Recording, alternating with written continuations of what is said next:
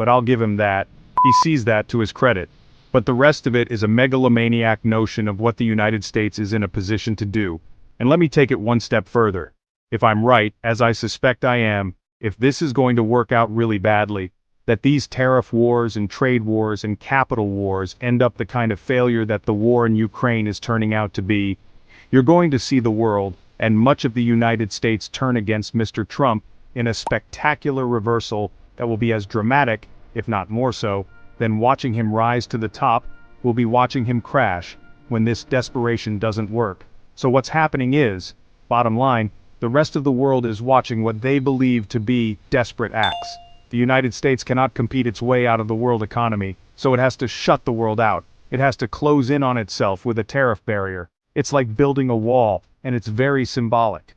The wall against the immigrants in the southern border, now the wall against the whole world with the tariffs.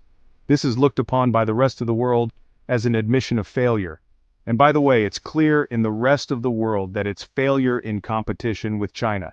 And that reputational damage means that all the wealthy of the world are saying to themselves, we're not going to leave the United States, but we're reducing the portion of our wealth that's over there in the United States because it's too risky, and we're going to move out of the United States into less risky assets in other parts of the world. And that's the only way to explain that if you take a look, as I did yesterday, at the movement of the US dollar from January 20, when Mr. Trump becomes president, to April 18th, that's the numbers I looked at just a few days ago, the dollar lost almost 10% of its value. That's because people are unloading it.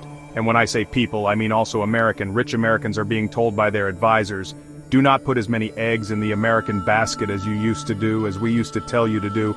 Now we're telling you there's too much risk. You better buy euros or Japanese yen or Chinese yuan.